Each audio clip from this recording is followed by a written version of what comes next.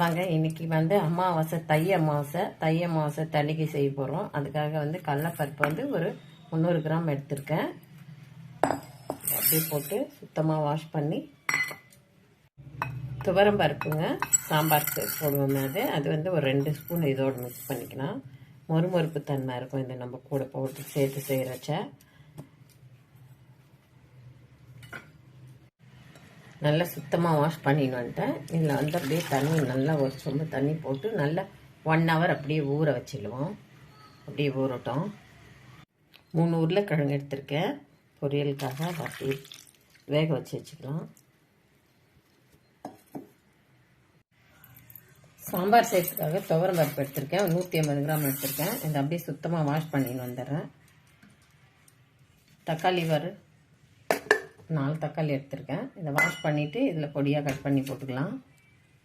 4 தக்காளி கட் பண்ணி போட்டு ஒரு சொம்பு தண்ணி வச்சுருக்கேன். பெரிய சொம்பில் ஒரு சொம்பு தண்ணி வச்சுருக்கேன். இதை ஒரு 5 விசில் வச்சு அப்படியே எடுத்துக்கிறேன் சாம்பாருக்காக.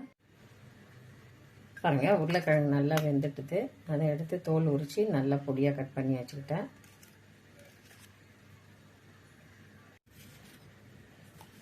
வாழைக்காய் ஒன்று நல்லா தோலெல்லாம் எடுத்துகிட்டு ரவுண்ட் ஷேப்பில் இருந்து கட் பண்ணி வச்சுருக்கேன். இதை அப்படியே போட்டு கொஞ்சம் லைட்டாக உப்பு போட்டு வேக வச்சு எடுத்து வச்சுக்கலாம்.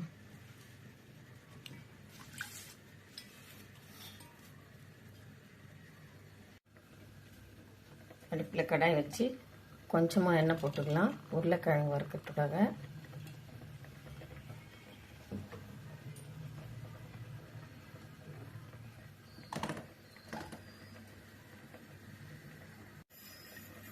கடுகு கொஞ்சம் போட்டுக்கலாம்.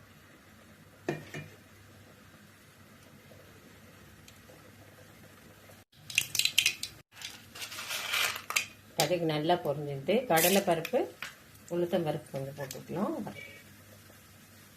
கொஞ்சம் கருவேப்பிலை போட்டு உருளைக்கிழங்குல அப்படியே போட்டுக்கலாம்.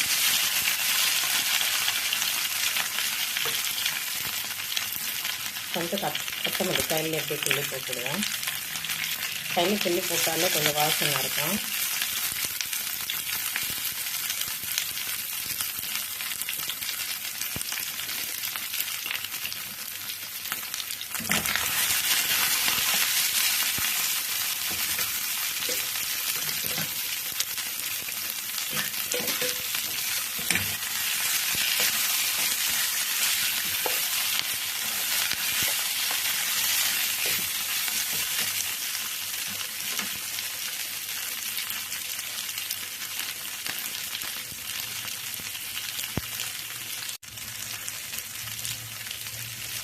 ரெட் சில்லி பவுடர் ஒரு ஸ்பூன் போட்டுடலாம்.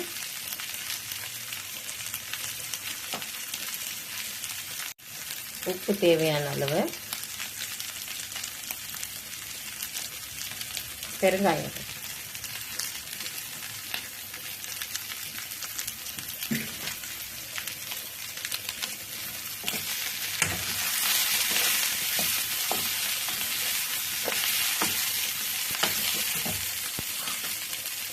நல்லா மிக்ஸ் பண்ணி சிம்மில் ஒரு 5 நிமிஷம் வச்சு எடுத்துருவோம். நல்லா கிழங்கு ரெடி ஆகிடுது.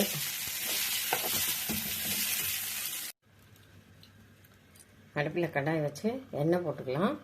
சாம்பாருக்கு எண்ணெய் ஒரு 3 ஸ்பூன், சின்ன ஸ்பூனில் 3 ஸ்பூன் அளவு போட்டிருக்கேன்.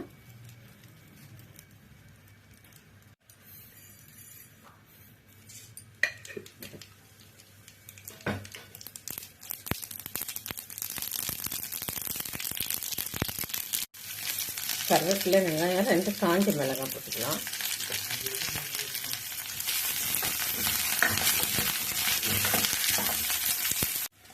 சாம்பார் காய் அவரைக்காய் 150 கிராம், கத்திரிக்காய் 1/4 கிலோ, முருங்கைக்காய் 100 கிராம் எடுத்திருக்கேன்.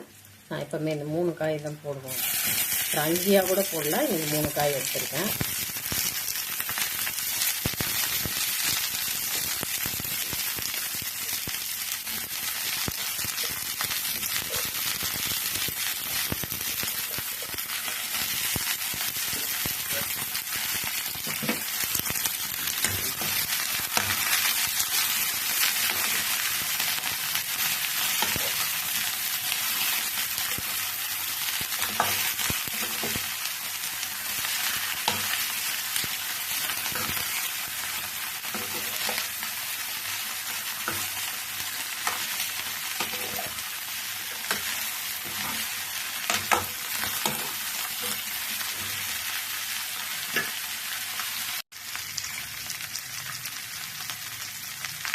சாம்பாருக்கு மிளகாய் தூள் போட்டுக்கலாம்.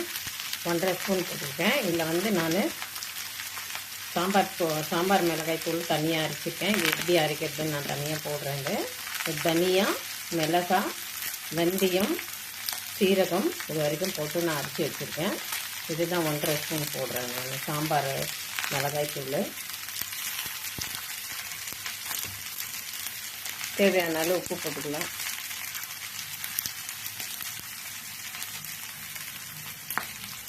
பெருங்காயம் போட்டு நல்லா பெருங்காயம்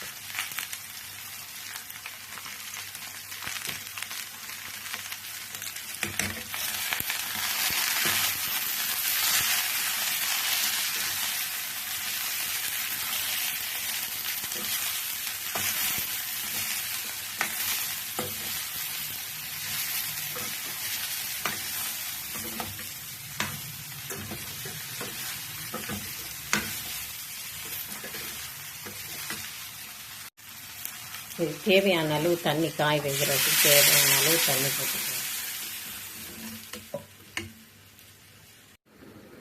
பாயசத்துக்காக சேமியா வந்து நல்லா வறுத்துடலாம். முந்திரி திராட்சை வறுத்து வச்சுட்டேன். தண்ணி வந்து கொதிச்சுட்டு இருக்கு பாயசத்துக்கு.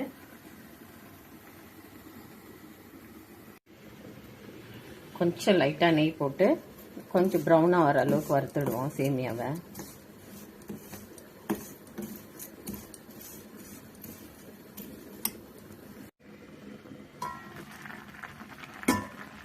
சாம்பார் காய் தாளிச்சது நல்லா வெந்துட்டுது. இது அப்படியே வந்து பருப்பெல்லாம் கடைஞ்சி ரெடியாக வச்சுருக்கேன். குக்கர்லேருந்து எடுத்து அதில் இதை அப்படியே போட்டுடுவோம். குக்கரில் கடைஞ்சி பருப்பு ரெடியாக இருக்குது. அதில் அப்படியே காயெல்லாம் போட்டுடலாம்.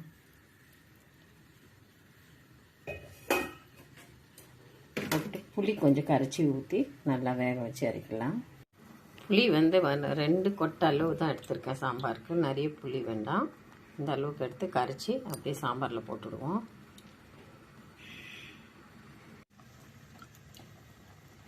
வாழைக்காய் செய்ய போகிறோம். அதுக்காக கொஞ்சமாக எண்ணெய் போட்டிருக்கேன் கடாய் வச்சு.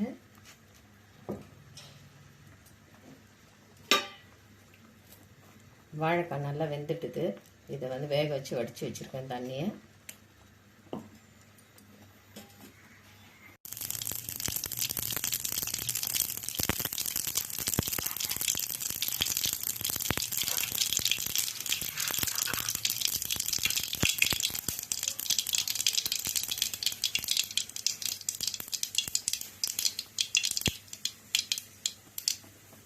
கடலை பருப்பு, உளுத்தம் பருப்பு போட்டுக்கலாம்.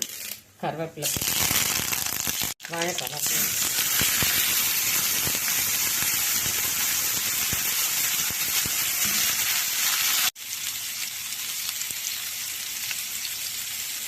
கொஞ்சம் மிளகுத்தூள் போட்டுக்கலாம்.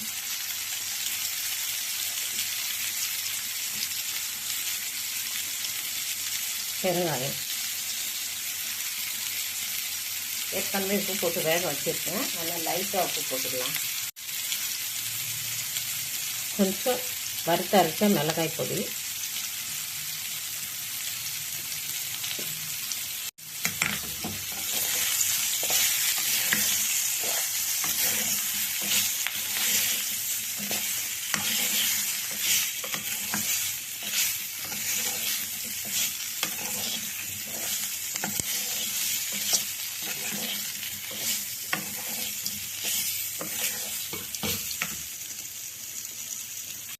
வடை ரெடி ஆகிடுது. போட்டிருக்கேன் எல்லாம்.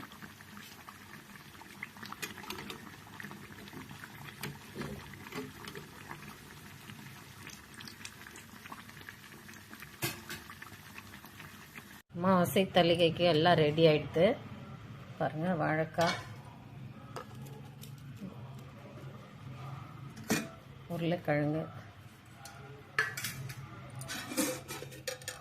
சாம்பார், பாயசம், ரசம், சாதம், வடையும் ரெடி ஆகிடுது.